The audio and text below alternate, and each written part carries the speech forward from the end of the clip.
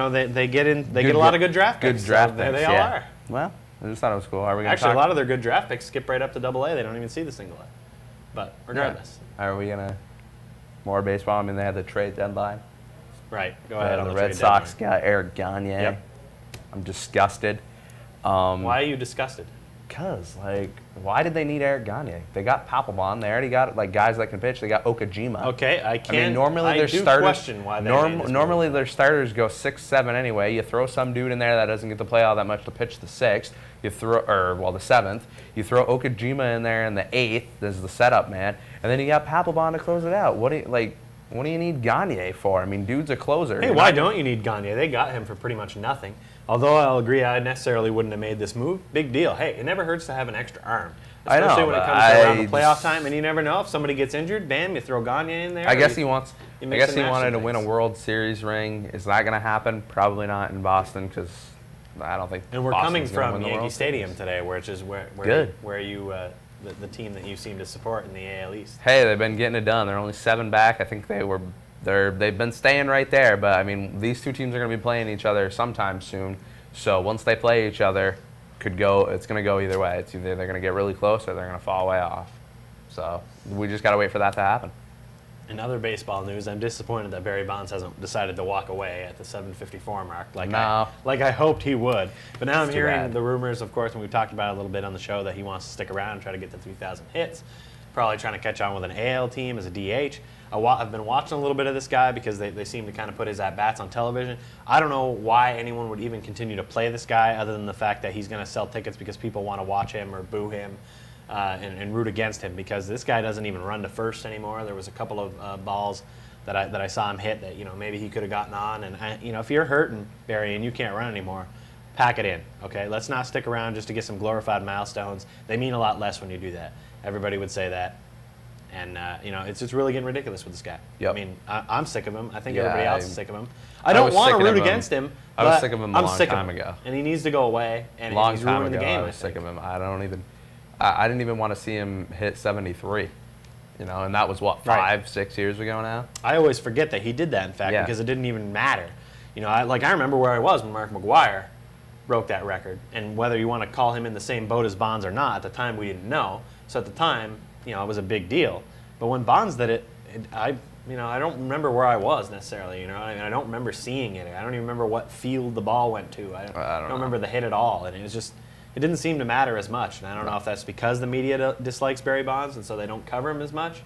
Because other than Pedro Gomez from ESPN, who's pretty much living in Barry Bonds' suitcase, sniffing his boxer briefs every day, what does that guy do except follow Bonds around? It's ridiculous. He's like paparazzi for Bonds.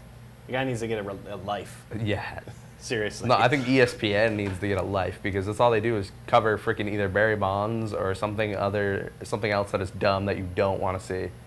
Like, why don't they show more baseball games or something like that? ESPN does a pretty good job of trying to cover everything. And when you think about it numbers-wise, this guy's going after the all-time home run record. You've got to cover that. Yeah, okay. Honestly, what has the last month been about? Beckham coming to America and Bonds hitting home runs. He's here now, and you notice but they're still talking about it. No, I don't hear it. I don't hear it anymore. I still hear it. They're talking about how he's not going to play his next game either. Like, I don't know. I'm just getting sick of it. It's old. I haven't even heard anything about MLS. Did their season just start, or are they close to the playoffs? I don't know. I don't pay attention to soccer. Well, you're the one that's hearing about it all the time. I thought you'd listen. All I saw or heard was that he wasn't going to play. I didn't care. Okay. I wasn't paying attention. Didn't want to know. Don't care about him. All right. I think NFL Network is a little better than ESPN right now because it's football and they always pretty much have something on that you want to see. Well, because you love the NFL, I do. So you'll watch anything that the NFL does. Pretty much. They analyze jockstraps. You're there. Yeah, you want to know. I want to know. You would rather watch a jockstrap documentary than to watch a soccer game. Well, yeah, I would have to say yes. I would rather watch the history of jockstraps than watch a soccer game because I don't know what you can't do in a soccer game. I might watch the soccer game. I might DVR the jockstrap. Do it. I don't know if I can watch that. I couldn't do it. I might just turn it off and read a book. Speaking of the NFL, Dante Culpepper is going to be a Raider because Jamarcus Russell is going to hold out, the #1 pick. Might not even play the first couple of weeks. Looks like we got a phone call, though, real quick. Cool. We don't have to hear you. How's it going, guys? Yeah, that's true. Go ahead, caller. You're on Talking Trash, perhaps. Well, the gentleman in the 49ers. Oh, Matt can only hear you in the studio. We got nothing. Hold on. We'll get you through. Now try it. All right. Hello? No. No. Maybe Matt can relay what you're saying. Hello? Dun, dun, dun, dun, dun, dun, dun, please hold. Dun, dun, dun. The show's on. It's over. Yes. Apparently the feed was lost. Call back, caller. Try it again. If you perhaps. can. Try it one more time. Culpepper joining the Raiders. Raiders. Perhaps. Jamarcus Russell going to hold out. They also have Josh McCown, but he's not really that good. So Culpepper might be the starter in Oakland. Yeah, and, you know, who cares? Oakland's going to stink no matter who you put in there.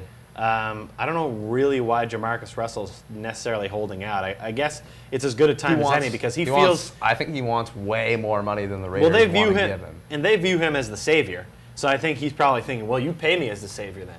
Yeah. But the thing is, you're the number really one overall good, pick. You set the though. standard for the rest. I don't know. I mean, yeah, he's the #1 pick, but like, is he really that good that he should get like #1 overall money? I mean, well, yeah, he's the #1 overall. He pick. was the #1 overall. So of course he's entitled to that money. Yeah, I guess. I don't know. I just don't think he's one of. And he's a quarterback. It's not like last year when Mario Williams was drafted and you could make the argument against that. Oh my God. But okay, well, you know, that's a whole other argument. But the point is that you don't necessarily give that guy the maximum.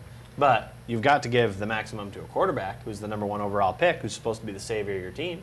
Yeah, I guess you could give it to him. I just don't really think he's going to be all that good. I just don't like guys that hold out. As a rule. I can understand. Here's a young guy coming out of college. If you hand that guy $1 million, he's going to lose his mind. He's never had that kind of money probably before in his life. So he's going to go all of a sudden and bicker over, you know, 100,000 here, 10,000 there, you know, this, that, and the other thing. You know, I don't know the specifics of this deal, but a lot of players seem to, you know, bicker over point this, point that, and it's like, you know what? Still a millionaire. If you invest your money right, you still never have to work again.